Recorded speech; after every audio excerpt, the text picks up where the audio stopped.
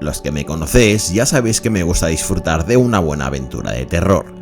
Me encanta sumergirme en aquellas tramas donde el misterio es el protagonista y donde cada paso es una invitación o una excusa para introducirme en realidades inquietantes y obtusas.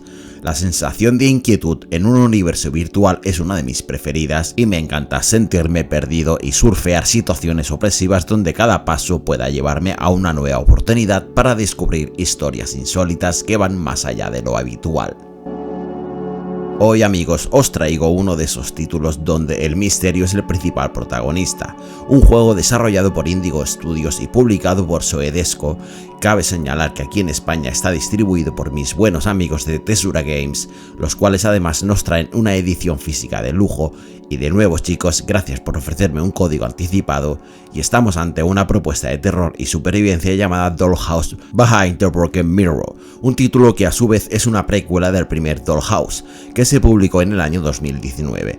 En el caso que nos atañe, esta precuela es un videojuego en primera persona que funciona bajo las bondades del motor gráfico de Big Games Unreal Engine, y es un título que nos propone enfundarnos en los zapatos de Elisa, de Moore, una cantante famosa que de un momento a otro se ve atrapada en un laberinto de recuerdos y que está atormentada por una mente quebradiza que ha olvidado su pasado.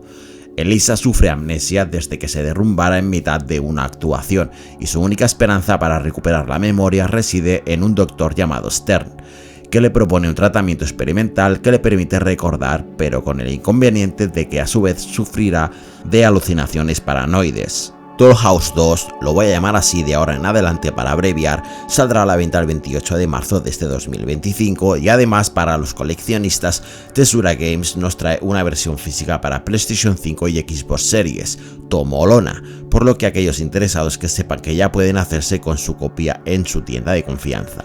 Pero vamos a lo que importa y pongámonos a partir el bacalao. Dollhouse 2 es un survival horror y por lo tanto posee muchos de los elementos que componen a la familia de este género. Para empezar, id olvidándoos de los típicos jump scares, o dicho de otro modo, esos sobresaltos horribles de los que abusan algunos juegos. Aquí hemos venido a jugar como adultos y el miedo está impreso en forma de presión psicológica gracias a una marcada atmósfera asfixiante. El título nos propone recorrer una serie de escenarios en los que debemos desentrañar cada misterio con la intención de seguir avanzando.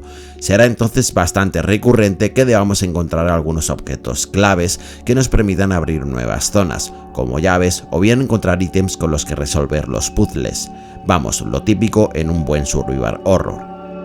Por otro lado, poseemos un sistema de inventario que podemos ir ampliando al tiempo que conseguimos aumentos del mismo a lo largo y ancho de los niveles, y poseemos un sistema de crafteo con el que fabricar munición para nuestras armas, porque sí, en esta ocasión no olvidaos de esconderos. Aquí uno se enfrenta a los enemigos de cara empuñando diversas armas de fuego que iremos consiguiendo según avanzamos en la trama, adquiriendo un armamento más potente con el que enfrentar a los enemigos. El sistema de gameplay es lento y pausado, por lo que se aleja bastante de la propuesta que pueden ofrecer otros shooters.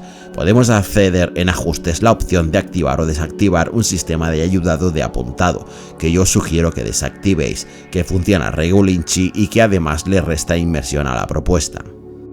Para ayudarnos a orientarnos por el escenario podemos acceder a un mapa con el que ubicarnos, que debemos encontrar previamente y que nos permite saber dónde nos encontramos en todo momento. Los niveles, todos ellos laberínticos, están confeccionados inteligentemente para que nos perdamos por ellos, algo que es seña del propio género, y explorando por ellos podemos ir encontrando los materiales de crafteo. En cuanto a los propios enemigos, nos encontramos ante una colección de marionetas de porcelana que se moverán a un ritmo lento pero de avance inexorable y que intentarán acabar con nosotros. Ciertamente debo señalar que no hay mucha variedad, a grosso modo diría que son unas 8 distintas, pero las pocas que hay consiguen el propósito de mantenernos en alerta y de vez en cuando conseguirán sorprendernos y darnos un buen susto. También hay que tener en cuenta que tenemos un sistema de salud que nos permite aguantar unos 5 o 6 golpes, que podemos mitigar con la medicación que nos entregó el doctor y que es de un solo uso y que podemos reponer en cada nuevo escenario que descubramos. Además podemos guardar nuestro avance gracias a una muñeca que encontramos a lo largo de los niveles. En lo personal yo hubiera limitado de algún modo el sistema de guardado ya que es ilimitado y además de vez en cuando saltará un checkpoint de forma automática. Como es habitual en este tipo de juegos, también deberemos resolver puzzles, y aunque no son extremadamente difíciles, son bastante entretenidos y algunos están bien elaborados. Como norma general, estos serán barreras que nos impiden avanzar en la aventura y la mayoría están compuestos de forma tradicional, por lo que nos veremos obligados a encontrar objetos, buscar pistas por el escenario o colocar los ítems de forma correcta con el objetivo de abrir la siguiente zona. También contamos con algunos minijuegos sencillos, por lo que hay suficiente variedad para mantener el interés. Pero si hay algo que destaca es sin duda la propia historia, ya que está escrita con bastante cariño, y esto se refleja también en la ambientación del juego. La trama centrada en los muñecos de porcelana va cogiendo consistencia según vamos descubriendo el contexto que hay detrás, así como a la historia de la propia Elisa. Además, el tono general recuerda a una de esas novelas negras de los años 60 y el hecho de no saber si estamos ante una paranoia o ante la realidad lo hace aún más inquietante.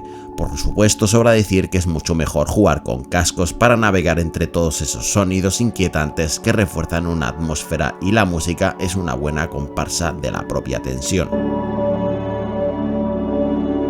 En lo personal he disfrutado mucho de Doll House 2, aun cuando es un título bastante simple, ya que está compuesto con los ingredientes que me gusta encontrar en un survival horror, y en estos tiempos extraños donde los estudios buscan continuamente reinventarse, yo disfruto mucho con estas propuestas simples que saben qué quieren ofrecer en lugar de intentar rizar un rizo que ya ha sido rizado 20 veces. Agradezco mucho poder sumergirme en un título que, siendo humilde, se centra en la simpleza de un género y que ejecuta las cosas de forma correcta, sin florituras.